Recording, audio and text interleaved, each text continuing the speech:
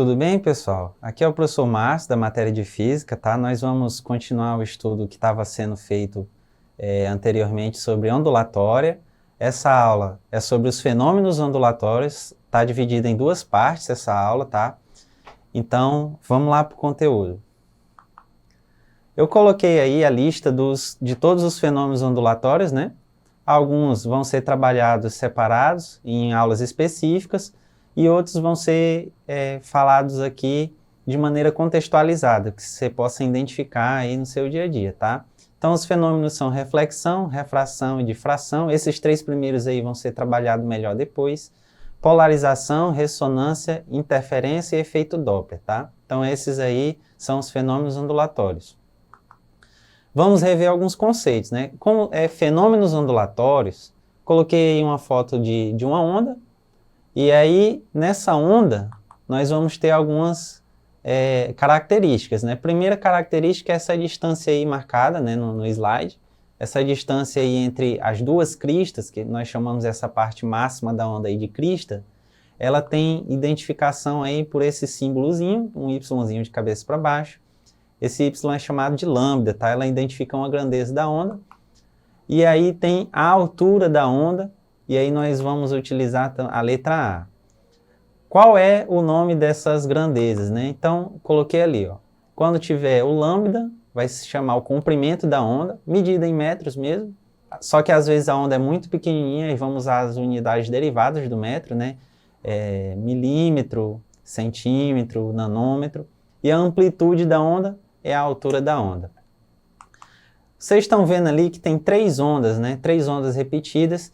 Aquelas três ondas ali, eu caracterizei aqui para vocês como a frequência. Tá sem unidade, tá? Porque tem as unidades de frequência, e aí elas vão ser, eu acho que já foram ou vão ser trabalhadas melhor separadas, tá? Essas três grandezas. Eu estou colocando aí só para a gente identificar alguns conceitos que vão aparecer aqui na aula, tudo bem? Então vamos lá para o próximo slide. Ainda revendo alguns conceitos, né? Nós vimos aqui as características das ondas, agora nós vamos ver os tipos das ondas. Basicamente tem dois tipos aí que você está vendo na sua tela listado, separados em verde e listados aí abaixo, né? As ondas eletromagnéticas, pessoal, elas são organizadas em uma lista, foi essa lista que eu coloquei aí, essa lista tem um nome, tá? É chamado de espectro eletromagnético, onde tem todas as ondas do tipo eletromagnético, tá? E as ondas mecânicas, elas se classificam da forma que vibra, né? Então, ela pode ser longitudinal ou transversal. Uma observação muito importante é essa que eu identifiquei aí. Essa é muito importante mesmo, direto o pessoal pede em prova, em exame, que são as ondas mecânicas, elas se propagam em um meio, e as ondas eletromagnéticas, elas se propagam no vácuo. Como assim? Vamos dar um exemplo aqui. A onda mecânica, exemplo de onda mecânica que precisa de um meio. A onda marítima. A onda marítima, ela precisa da água para se propagar. Outro exemplo, o som. O som, ele se propaga no ar. Então, se não houver o ar, não há propagação de som. E as ondas eletromagnéticas, ela até transpõem esses meios, né? Porque ela não precisa de um meio, então ela se propaga no vácuo. Por exemplo, o raio-x, né?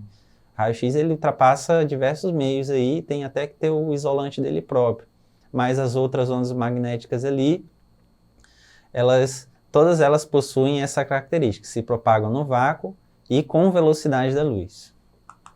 Então vamos aí para o primeiro fenômeno ondulatório, né, da nossa lista, a reflexão. Nós temos dois tipos, pessoal, basicamente de reflexão. Não é só a luz que reflete, o som ele também reflete. Então eu coloquei essas duas imagens, tá? A primeira imagem ali, a reflexão da luz é com objetos refletores, né? No caso o espelho, ou então qualquer superfície lisa que seja polida, e a reflexão do som.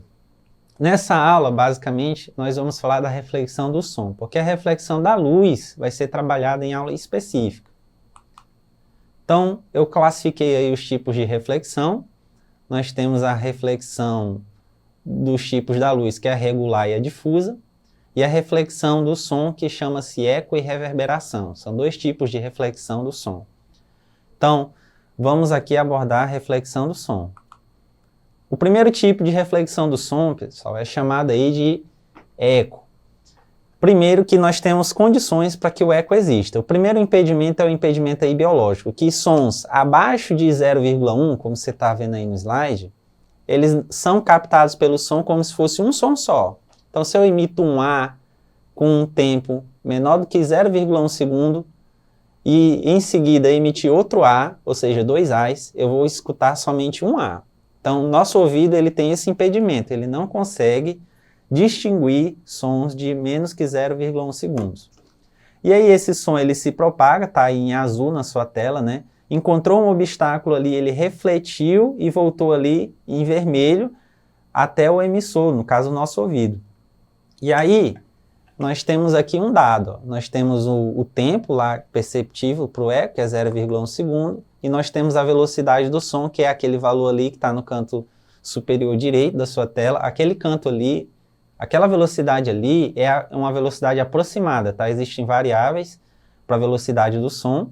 Então, depende, por exemplo, da temperatura, do tipo do ar que está ali, do tipo do meio. Então, aquela velocidade do som, 340 metros por segundo, é uma velocidade aproximada. Então, fazendo uma conta rápida aqui, nós temos para achar a distância, é velocidade vezes tempo. Nós temos a velocidade do som, que é 340, e o tempo, que é 0,1. Então, colocando na fórmula aí, que é 340 vezes 0,1, vai dar os 34.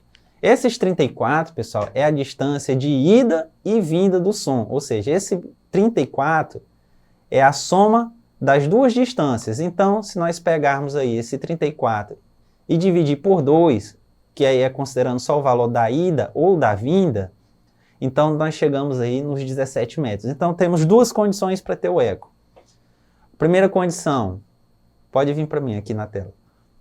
A primeira condição é que o tempo seja menor que 0,1 segundo, e a segunda condição é que a distância seja superior a 17 metros. Sem essas duas condições, nós não vamos ter o eco, tá?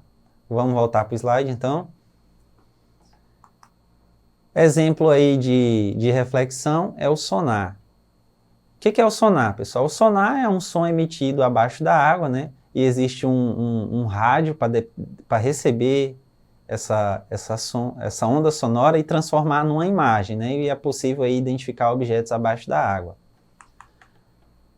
E aí vamos entrar aqui no outro tipo de reflexão, que não é o eco, né? Nós temos dois tipos que eu coloquei lá. O outro chama-se reverberação. Coloquei ali no canto as características da reverberação. A primeira característica aí é uma condição. A distância deve ser menor que 17 metros. Por quê? Porque se for maior que 17 metros, vai cair no eco. Então, para que haja reverberação, são distâncias menores que 17 metros. Agora, o que é? O som permanecendo mais tempo dentro do ambiente, né?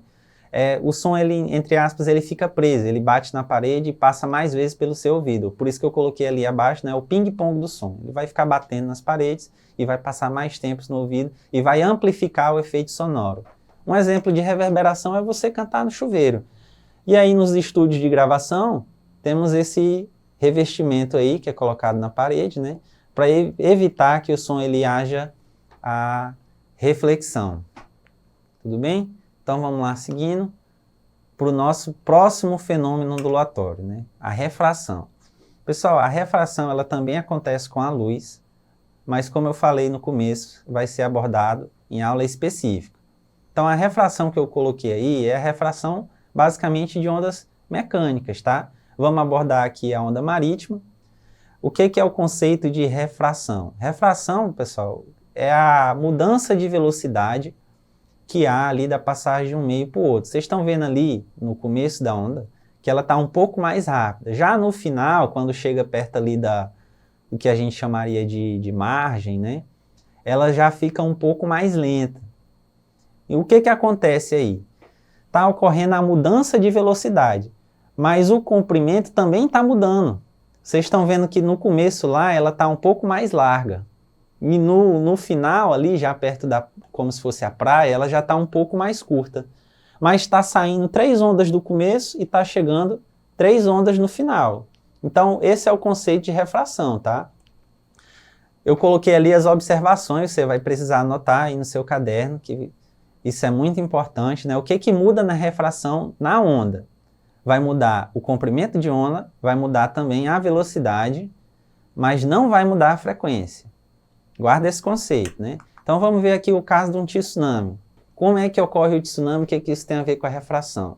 No final lá, está saindo as ondas inteiras. Quando está chegando ali no começo, ela está dando uma amplitude maior. O comprimento de onda está aumentando.